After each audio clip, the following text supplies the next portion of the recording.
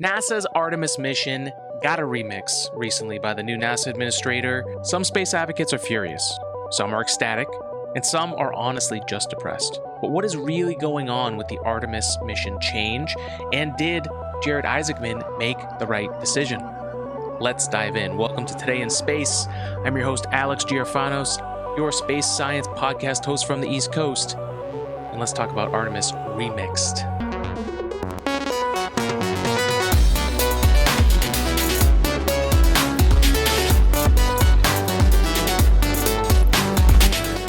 Let's talk about the Artemis mission change through the lens of someone who's actually an engineer, a maker, and someone who actually went to school for aerospace engineering. That's me. I've been following the Artemis mission since it was first created, and even the technologies like the Orion spacecraft, which were being developed before Artemis was even a thing. I have a really unique view of things, and the way the media has talked about them has changed over time, that decade of time. And in this episode, I also want to talk about how a lot of people are feeling a sense of doom right now with NASA and their moon mission. Many just wanted Artemis II to take off in March. I want to share that perspective, and then also give my own insights with a slightly more optimistic view based on what I look for in a space program that actually has a chance to survive long term.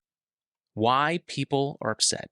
There are a lot of really smart people who have been doing work on Orion and the Space Launch System for essentially a decade, and we've only seen one launch. Imagine being an employee who started working on Artemis, and 10 years later, your rocket has only launched once to prove that technology. And just when you were about to get that second launch, the entire mission architecture changes. That would suck, right? And honestly, I completely empathize with them. A large part of the aerospace industry operates like that, and has for a long time. Long schedules, lots of money, endless drawings, and a lot of cubicle work. My experience in aerospace.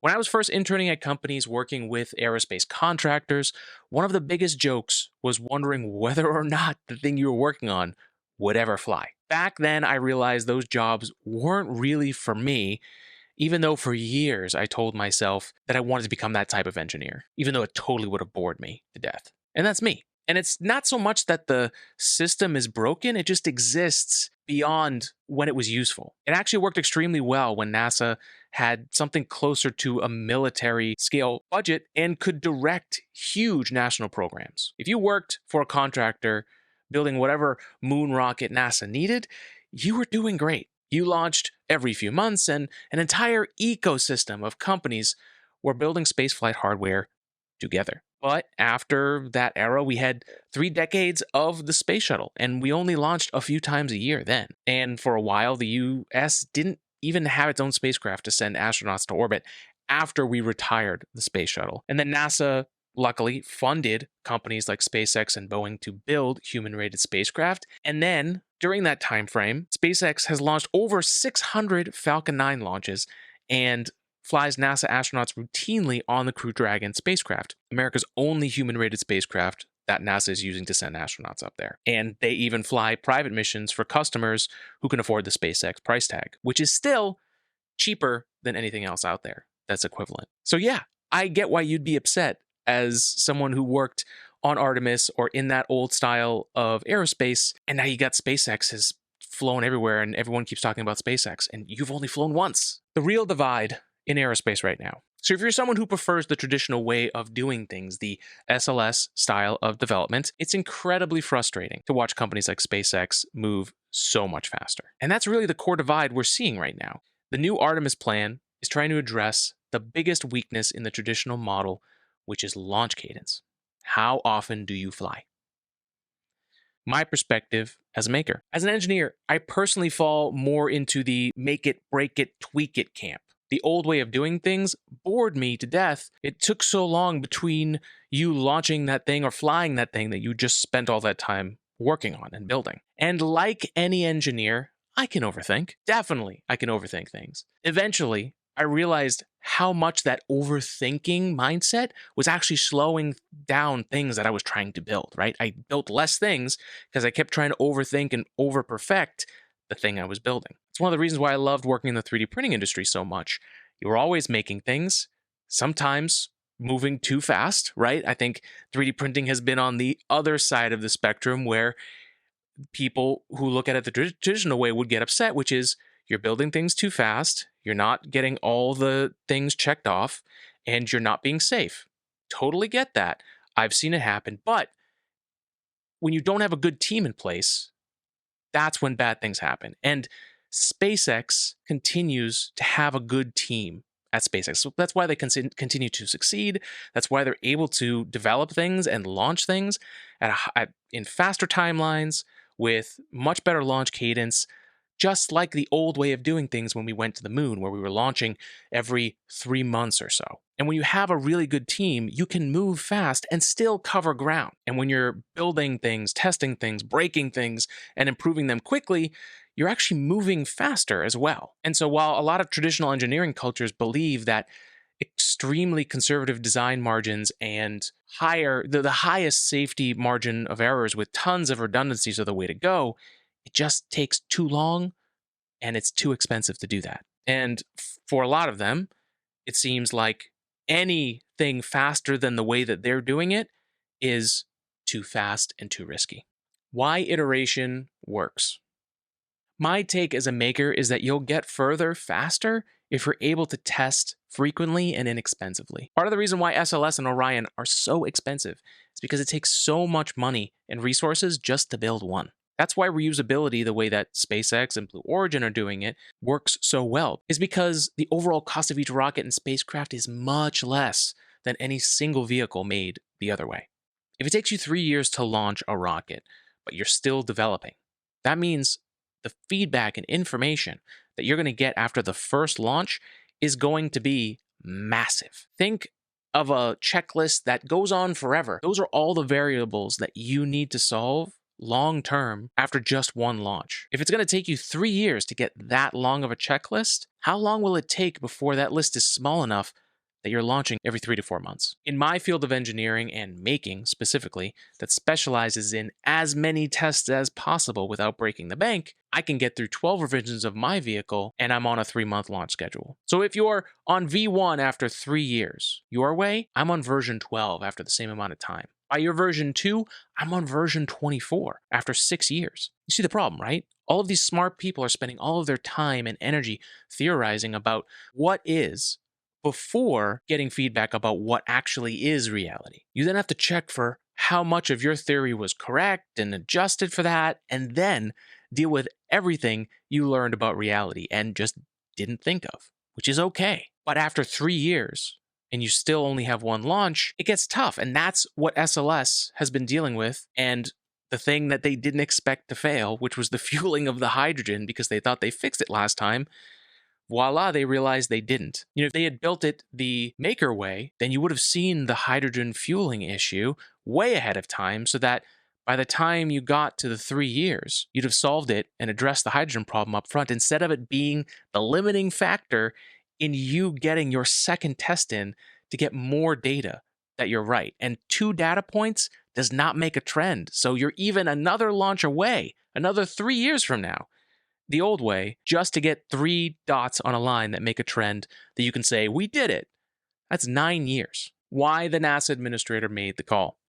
So when I look at what the administrator proposed, increasing launch cadence and aiming for multiple lunar missions by 2028, I don't see someone making decisions blindly. I think someone is making an aggressive timeline to get us to that launch cadence, and I've also seen that he's taken in data and made decisions with that. Remember, before Artemis II was pulled back from the pad, Jared Isaacman was fully pushing forward with the original timeline. It was only after the real data came in from the rocket that had to be rolled back to the vehicle assembly building that the plan changed. So while the new plan sounds aggressive, the data triggered the decision. And, more importantly, nothing in Isaacman's past so far as administrator suggests he's someone who will fly missions hot and risky. If anything, he is putting NASA accountable on human life, human launch, and getting things right and not pushing it, making sure that the Boeing Starliner mishap is classified as what it was, which is a Type A incident. And everything I've seen from him is that the testing reveals the problems and the plan will adjust. With this new adjustment to the Artemis plan, this remix, I'm actually relieved. Running another orbital mission allows engineers to gather more data and confirm whether the design is safe for longer term use. But I like this approach of saying the data needs to drive this and spreading out Artemis more like Apollo and adding more missions to test the vehicles ahead of time and get more data. That's good for me. The lander situation. It also buys time for the lunar landers, right? The original plan was almost allowing for the first time that these landers would be used is when they're landing human beings. But both of these systems still need more development. SpaceX's Starship is still developing. We still haven't seen it refuel orbitally. That needs to happen in order for a lunar landing to happen, and just for Starship in general to continue developing. And Blue Origin's New Glenn rocket, it's going to launch the Blue Moon lander. It's only launched a handful of times now, and it's been 10 years, right? So they're starting to move faster, but both of these systems need more time in testing. And I'm glad that the program, the architecture of Artemis, is allowing for that. So I'm actually very hopeful and very proud that we have this NASA administrator in place to help NASA direct towards a unified public-private U.S. space program. If you've ever wanted to work at NASA, this is the perfect time to work for NASA. And they're hiring more people than they've ever done before, at least from what I can tell. To me, this is such a bright light for an industry that has had such a limited amount of jobs before the private industry spiked up, like SpaceX and Blue Origin. But even then, most people will do the rounds and they'll work at those same companies even today. And NASA's had so little jobs for talented people to come in, and not just engineering, other fields as well. And this new NASA force that the administrator is starting up is looking to hire as many people. So if you're interested in working at NASA, I mean, there's literally no better chance. And I say, take the opportunity and apply. Do it. I'll be looking too, but it would have to be a perfect job if that was the case. But for me, if I can help you get a job and work at NASA or find the opportunity, then my job is being done here. So while there's a lot of doomspeak from the people most affected by this decision by the NASA administrator, I really do think it's the right way to go. And the way that I look at engineering and getting data to show whatever theory you've proposed in real life, I'm hopeful with this decision because it does that. And the reality is that we've been very lucky. We've had multiple presidential cabinets that have supported the continuation of the NASA Artemis program.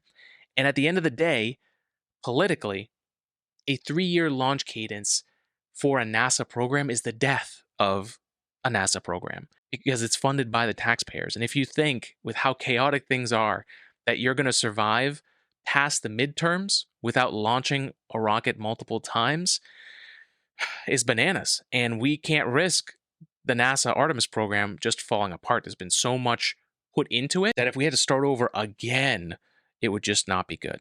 We got to get out there and build things, test them, break them, and when it's safe to do it, and push our technology beyond what we can do so we're able to explore more of space and, in my hope, expand human consciousness beyond our confined box of this tiny blue model. I'm not talking about becoming another thing. I'm just saying if we can explore space and show people what's possible, just like the first moon landing did for an entire generation of people, then I think we'll stop worrying about borders and limited resources and going to war over that and just start growing as human beings. It may be highly optimistic in these times, but I'd rather shoot high and land somewhere close than never think I can go to space at all. Thank you for joining us for another episode of Today in Space. I hope this breaks down the decision from the NASA administrator about how the program is going to continue with Artemis and my take on it, where more tests, fly more often, fly cheaply, get more data before the humans ever have to go on the exploration they're doing so that we know without a doubt that we've got data to back up they can get there safely. I'm your Space Science Podcast host from the East Coast, Alex G. Orfanos, reminding you to stay curious, be well, and spread love and spread science. Spaceman out.